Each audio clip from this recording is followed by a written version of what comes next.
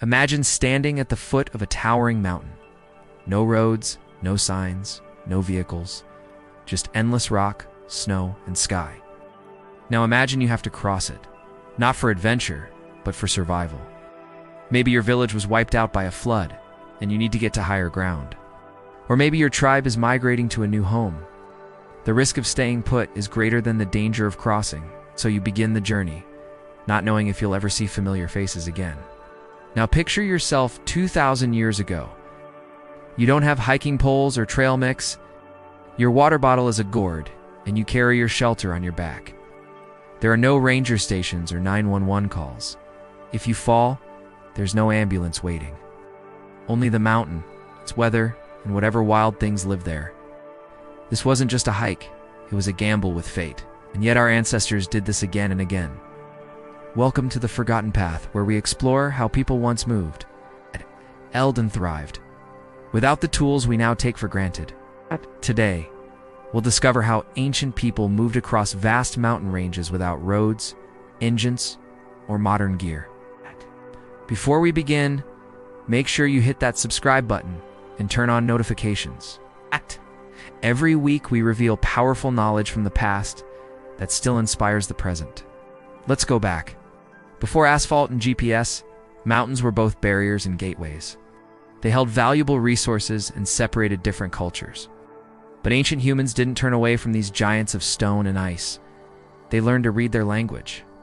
They watched how glaciers shaped the land, how rivers carved through the rock, and how plants clung to life on tiny patches of soil. They studied the paths taken by animals and the way the wind carried sounds across the valleys. And let's be clear, these weren't small hills. We're talking about some of the biggest mountains on Earth. It's like the Himalayas that separate China and Nepal, or the Andes that run along the west coast of South America. Even today, crossing these ranges is a serious challenge. But ancient people didn't just cross mountains, they lived among them.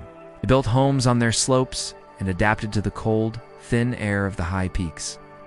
In places like the Alps and the Caucasus, people learned to use every bit of land available, growing hardy crops and building houses from local materials like stone and wood.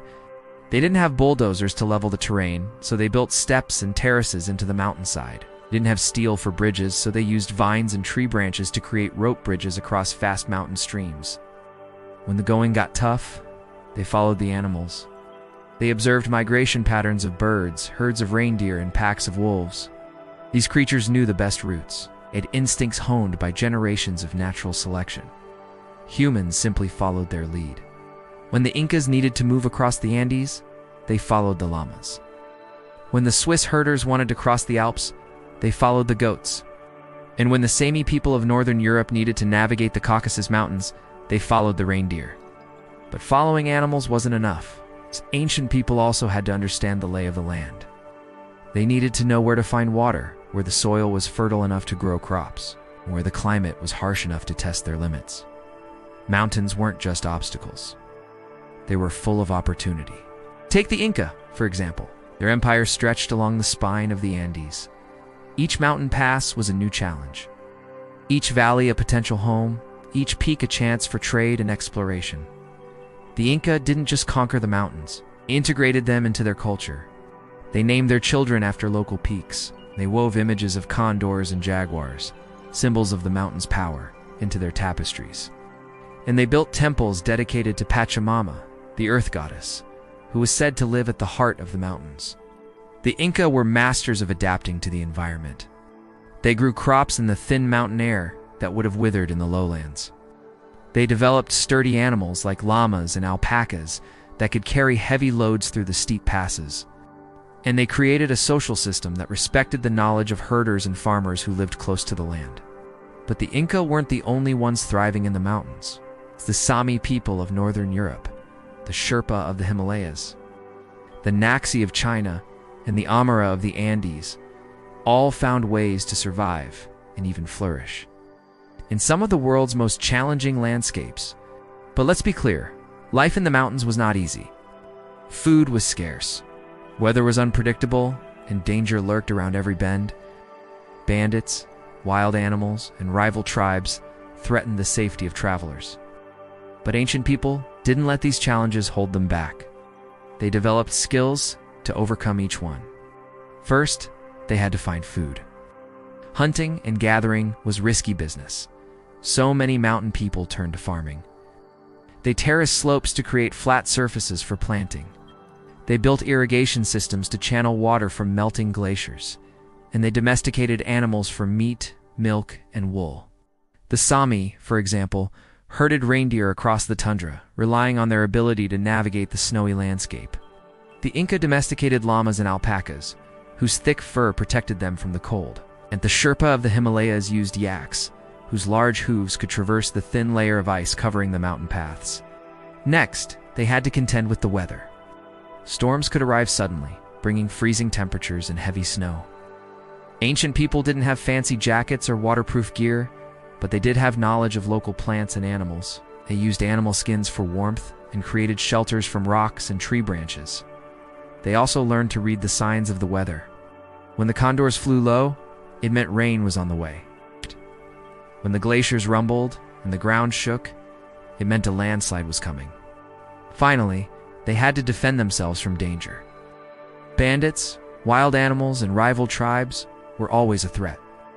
But ancient mountain people were prepared. They developed weapons from local materials like stone and bone. They trained dogs to help herd animals and protect their homes. They created communities that relied on everyone's strength and knowledge to survive. So what can we learn from these ancient mountain people? How did they manage to thrive in such challenging conditions? The answer lies in their mindset. They didn't see mountains as barriers or challenges. They saw them as opportunities. They didn't wait for the perfect conditions. They learned to adapt to whatever nature threw at them. They didn't rely on luck. They studied the land, the animals, and the weather, and made informed decisions based on their observations. And they didn't do it alone.